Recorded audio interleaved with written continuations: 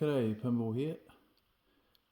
This is a security edge, pretty cool key, like a restricted style keyway with a track, 4 sliders on the left, and it's got spools in there. I called them barrels before, a barrel. I just was thinking about barrels, got barrels on my head, but yeah, operates nicely, it's pretty smooth. I spent a couple of 10-minute, 12-minute sort of attempts trying to pick this and thought something screwy was going on. Well, it turns out I pulled the thing apart and it's a reverse sidebar. So I can't actually prove this next bit, but I've just spent the last 2 hours making this by basically, like as in I haven't just copied the key, I was bending it with pliers and all that sort of stuff. A likely story you might say, but anyway, at the moment you get about that much core rotation, and then when I insert this little hoodaki,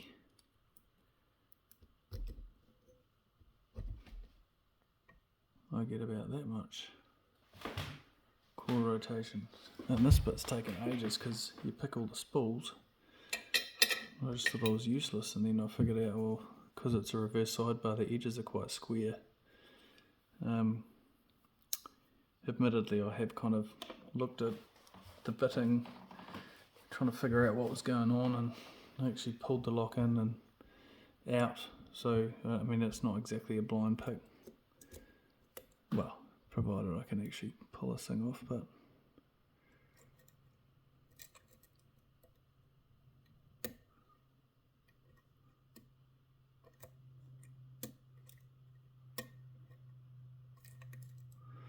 this does tension the bottom of the keyway somewhat.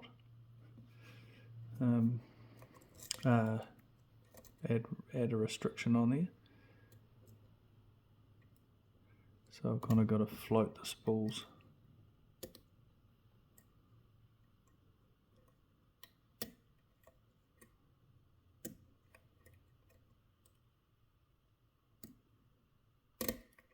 Oops.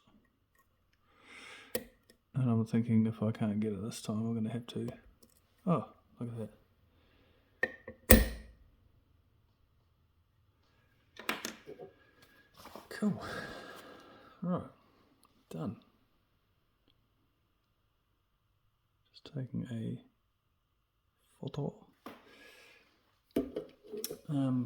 Okay.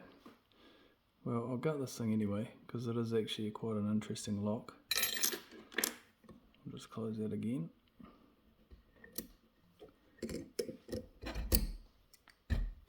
Once again, I can't actually prove that I didn't do that.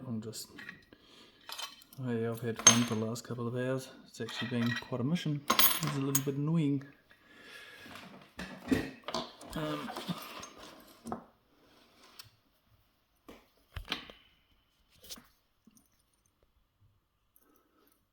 So I'm a bit of a stubborn prick, so I'll just keep that it.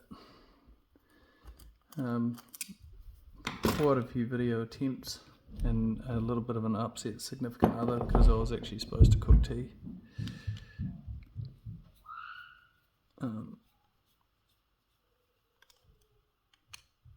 So I totally reneged on my duties.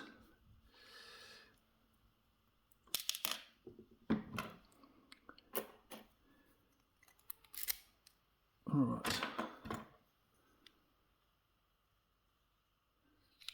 So I've had this apart to demonstrate the reverse sidebar.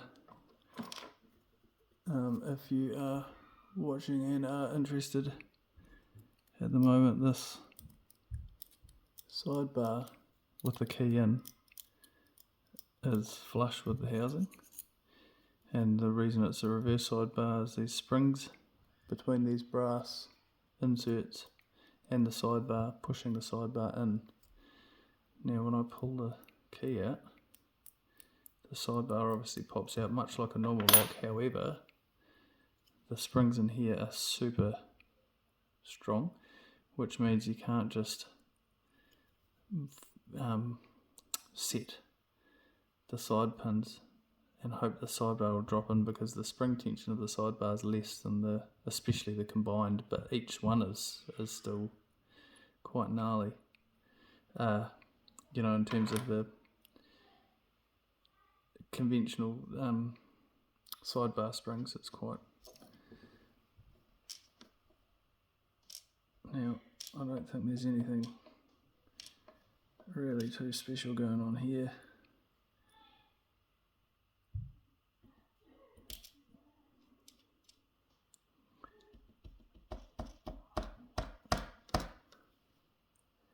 Come here. Okay, I don't know what just happened to that spring, unless it's still in there. Must be still in there.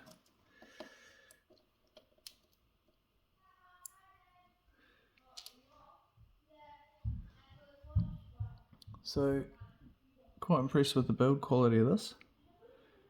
I believe they're manufactured in China,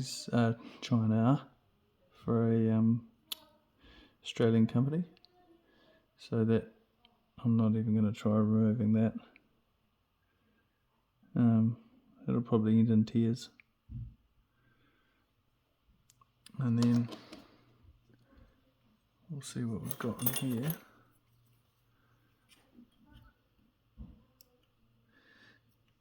So we've got a taper on one, spool on two.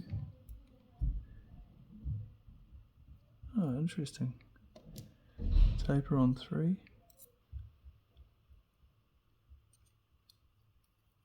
Spool on four. Taper on five. Spool on six. But the main feature of this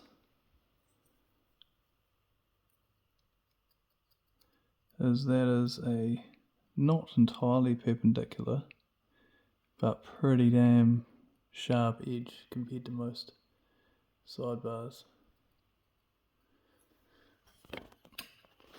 So that is these, and that's why I think I got away with doing it the way I did, because these are semi-tapered, but at the end of the day there's springs obviously in the Bible for these. Well, I hope there is, in the core, not the Bible. But I think, so these are different heights obviously, the bitting, but they're not a sharp gate, and they can't be, because you're relying entirely on the spring pressure of the springs in between these brass bits and that sidebar. So hey, thanks for watching.